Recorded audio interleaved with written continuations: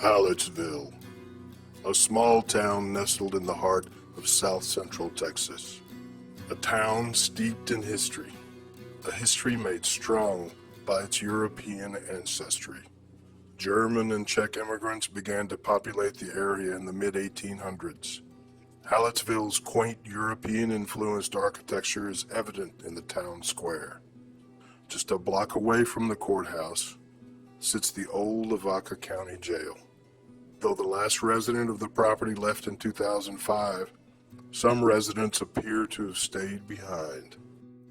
In early 2016, RIP Crew was contacted by DEBRA Fawcett, currently the old Lavaca County Jail property manager, and conducted the first of 2 investigations to see what was going on inside this paranormal portal. Hey Cassie, check out the history on Lavaca Jail. Okay, Robbie, it says here in 1885 it was built, and this building served as the county jail until 2005, making it the second longest continuously operating jail in Texas. Multiple deaths were recorded on the premises, and others are rumored to have taken place.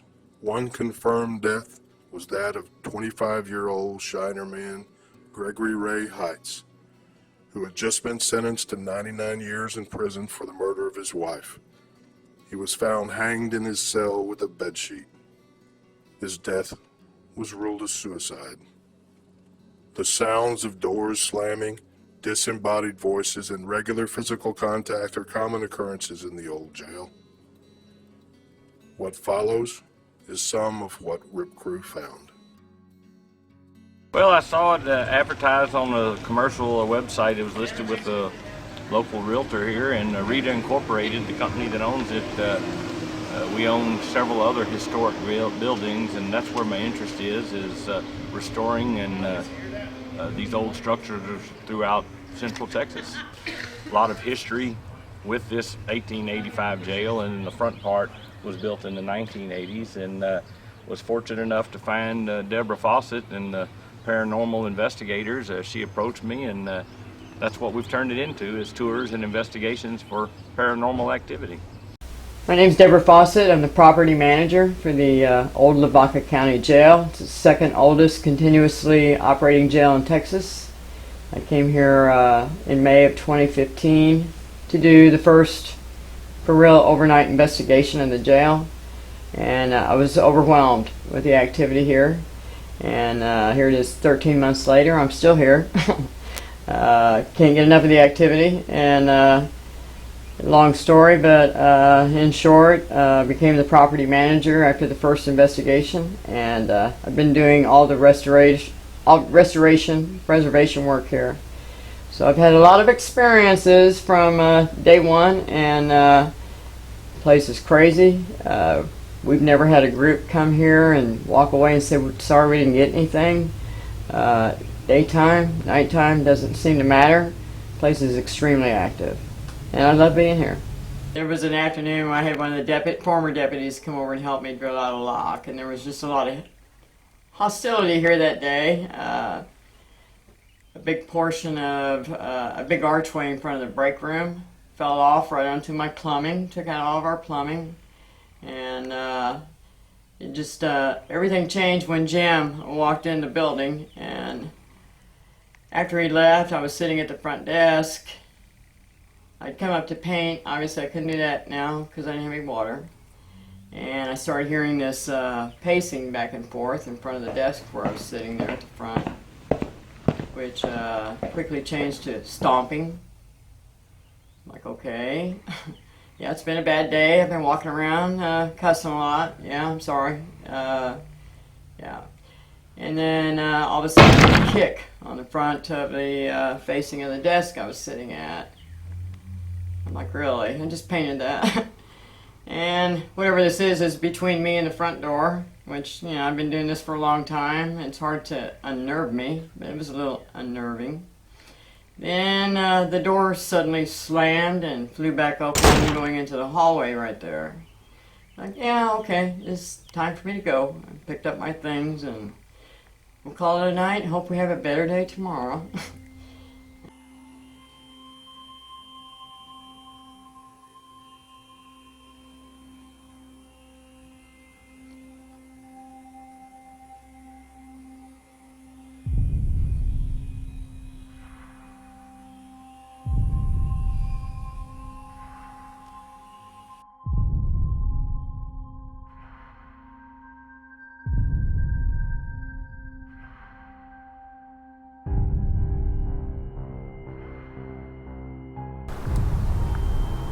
I worked at a jail too. I have the keys. Do you want me to let you out?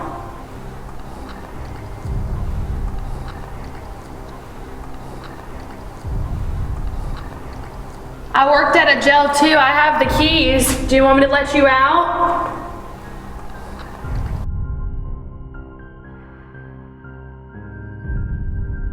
I can let you out, but you have to let me know your name.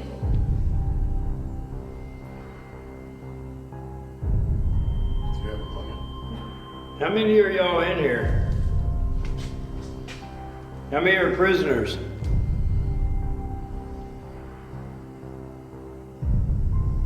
Are you handcuffed right now?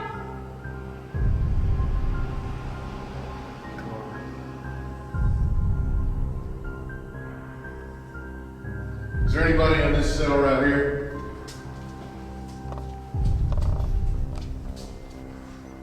You can make a noise or you can make this light go off right here.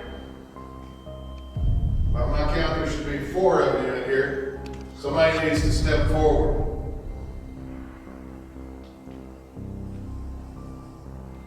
Okay, inmates, I'm gonna need you to rack up.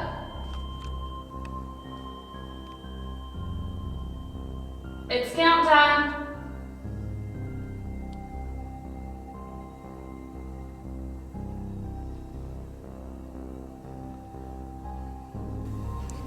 Hey, did you just hear that? Oh, it was that voice.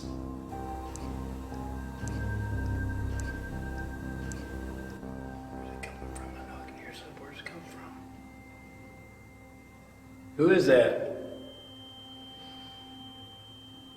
Remember, we're not here to hurt you. We're just here to talk to you. We'd just like to know who you are. Greg, are you in here? Why'd you hang yourself? Did you hear that? Heard the bump. Did you hear that? Yes. That was pretty loud. Was that you? Do that again, please.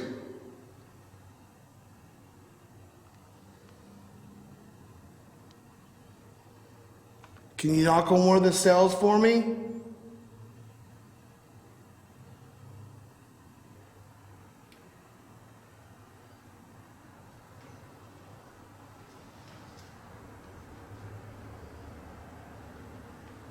How many prisoners are in here?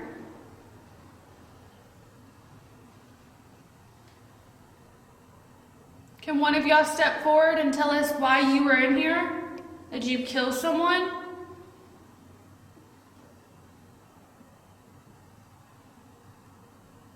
Oh, shit. What's the matter? What? I swear somebody just touched the back of my neck. That's never happened before. Oh my god, you just scared the shit. You scared? I had you on film too, bro. Who was that? Who was that? What's your name? That's the least you can do is tell me your name. Did y'all hear that? Yep, sure did. Inmates, you're gonna be on lockdown if y'all don't answer our question.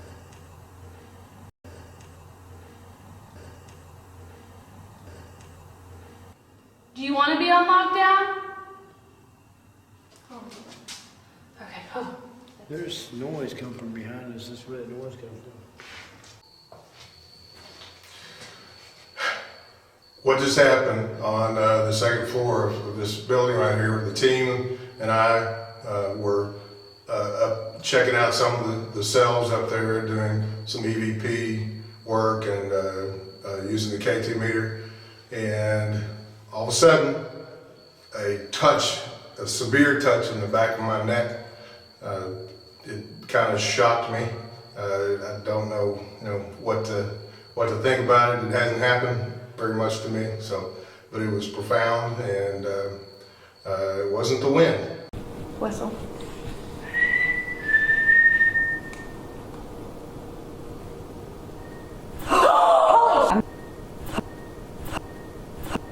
Gonna do it again, whistle like me.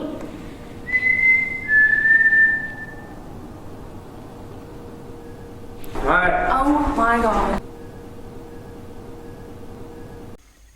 Robbie and I went upstairs to the the upper female side of the jail and asking questions and using our instrumentation, and we just started hearing a whistling coming from mere feet in front of us, and it was answering to our questions and responding with further whistling, and it was strong at some times and then faint at other times, but it was definitely something that was an experience that I've never had before.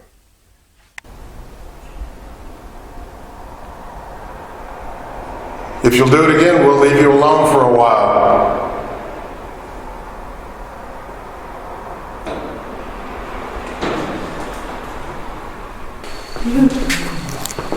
Did y'all hear that? I think I wrote down some, yeah. No, I heard it. I heard that too. I didn't.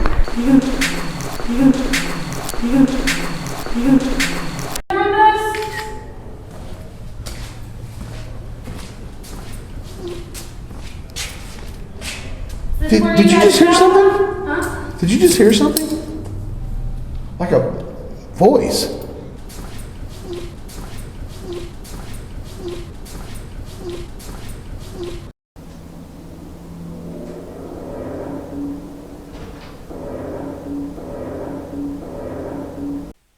When me and Justin were upstairs, we were asking it to give us a sign that it was there, like to either knock on the walls or make the K2 or the millimeters go off, and you wouldn't believe how the K2 was going crazy. Every time we would ask a question, boom, there it was every single time. Millimeter, K2, it was crazy, but awesome.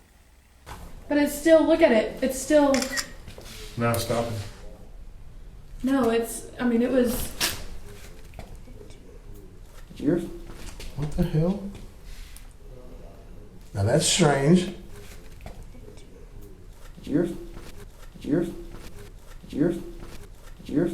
Okay, my name is Leroy Kutzer. I'm from Floresville, Texas, and I'm with South Texas Investigation of Paranormal Events. We had went upstairs to the women's side of the jail cell, and I took a REM pod and set it down on the ground. And then when I had set down the REM pod, we had stepped back and we had asked some questions, and the REM pod just started going off, just crazy. The K2 was going off. We would ask the spirits to step away from the REM pod, and it would do so on command, and we would ask it yes or no questions. It would go ahead and go off during the yes questions and so forth.